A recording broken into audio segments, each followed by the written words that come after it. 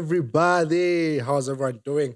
We trust that you're good. I hope that you're well. Welcome to another episode. Welcome to Uncensored, the truth about money. Thank you so much for joining us. We are excited to be. It feels like we haven't been here in a very, very long time. No, it does feel like a It while. does, nah. Yeah. Hey, today we are talking about something very interesting and something that is been overlooked. And a lot of people don't know about this.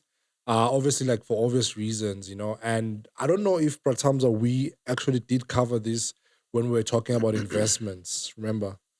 So we covered it as a topic, but we didn't go deep into it. So now we're going deep into I it, know we're going right? deep into And it, when yeah. you go deep, it's quite interesting, and it's the best way to diversify your investment. You know what I'm saying?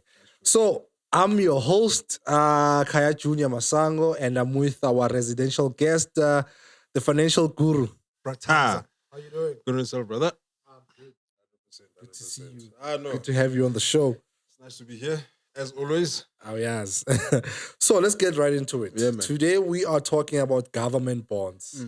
Government retail bonds, right? Yeah. Same thing, right? Yeah, same thing. Yeah. And obviously just to kick it off, what are government bonds? All right. So government bonds are not, right, houses that are given to you. Exactly. That's the first thing you think about. You think about, when you see the word bond, you're thinking it's an like RTP house. So government bonds are not RTPs. Please, disclaimer. So yeah, it's quite interesting because I think it's something that's like, as myself being a financial advisor before,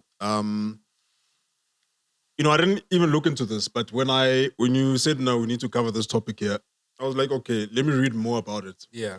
And I actually found there are good investments. They're actually quite good investments that offer good interest rates. Yeah. People are, how can I put this?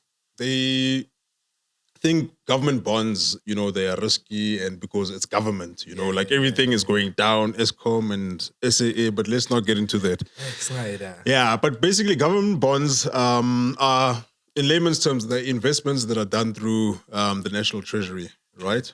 And so there's different durations. There's a 2-year bond, there's 3-year bonds, there's 5-year bonds, there's 5-year bonds as well, right? And these bonds basically provide a safe and secure type of investment. So you get people who are like, now I want to invest, but it's something that's not, too risky, so that might be something that people might consider as well. Yeah. So even with there's something investments that we call asset classes, right? Okay. So you get cash, you get bonds. So all these are, how can I put it, as they go up, they get more risky. So cash is like your money market account. Then you get to your bonds, which is what you're going to speak about today. Then you get your properties, then you get your equities. So they fall in between where it's more secure, but you also get better interest rates as well. Yeah. Yeah. So essentially, they're just another investment plan. Yeah, Yes. 100%. So what are the main objectives? What's the main objective of retail bonds? So the main objective, number one, main objective is to diversify your portfolio, right? So that whole term to say that you can't put all your eggs in one basket. So it's one of those, if you've got, so you need to mix your, how can I put it, your investment, your investment strategy, right? So you need to have some equities, you need to have some property, and you need to have some bonds and some cash as well. Sorry. And then another thing is that it creates awareness for the importance of saving. So people don't save. People don't save.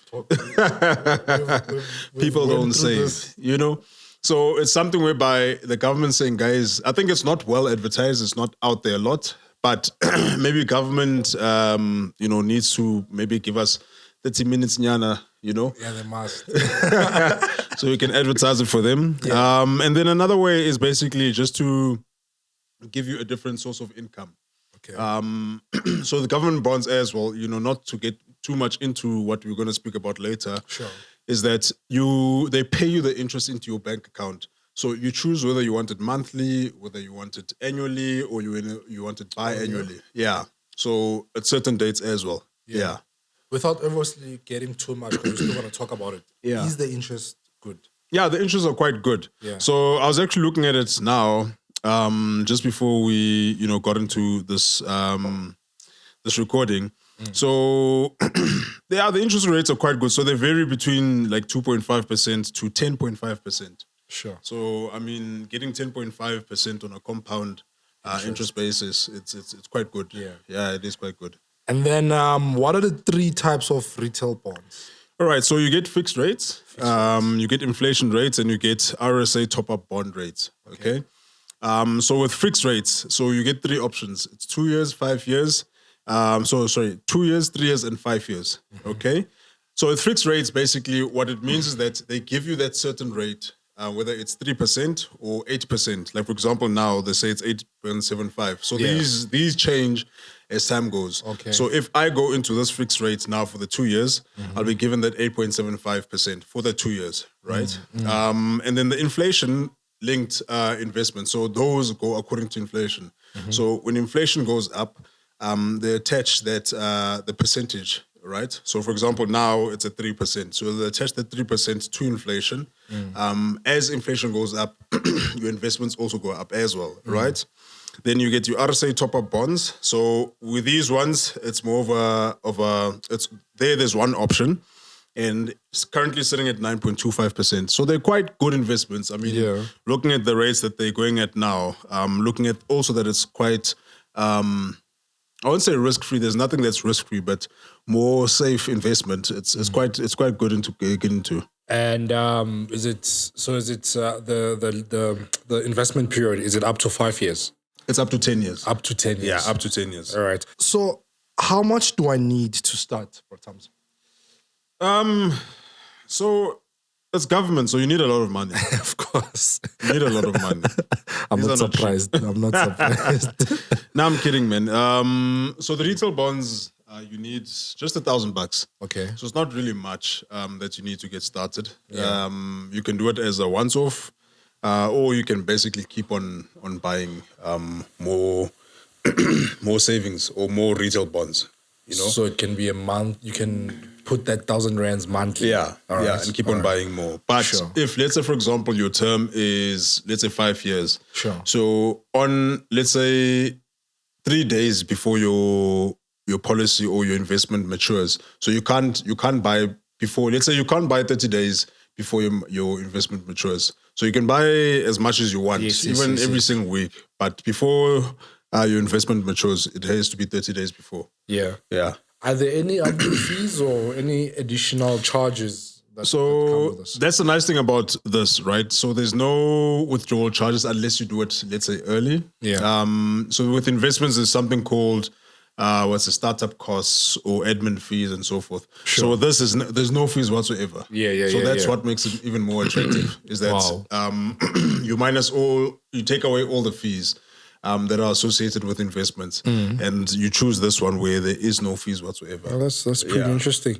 Yeah. And obviously, you said you can put 1,000 rands monthly. Is there like a maximum? Like I know with the tax-free investments, it was like 350,000 rands maximum a year. Hey. Yeah. So with with tax-free ones, it's 33,500 rand. 33,500 rand. 33,500 and 500,000 rand. Yeah. Within your lifetime that you can contribute. Yeah. And then with these ones, with these ones, your investments cannot exceed, let's say, 1 million in terms of your contributions now. So it's subject to 1 million rand.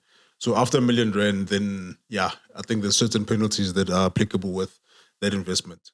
So it's not necessarily mean it's up to 1 million rand a year. It's within your lifetime. Yeah, within that investment period. Because remember, there's 2 years, 3 years, 5 years, and 10 years. So within, so you can break it down. So you can have, let's say, 3 retail savings bonds. But within that one, you can't exceed 1 million. Oh, okay, cool. So you can have like multiple. Got you. Yeah. So obviously, this is all that I have for you. We'll still have more, obviously, that we have more stuff to cover in part 2. So as far as part 1 goes, this is obviously just an introduction episode. We will then get into the meat on part 2. But Thami, thank you so much for this, man. This has been very informative and this is valuable information. Yeah, You know? yeah. And so thank you so much for watching, guys. Don't forget, we are uncensored_the truth about money. Where do you find us? You can find us on Instagram. Same handle, uncensored_the truth about money on Instagram. We are also on TikTok. That's uncensored_financial edu. And please note that this podcast is also available as audio on Google Podcast, Spotify, as well as Apple Podcasts. So until next time, cheers.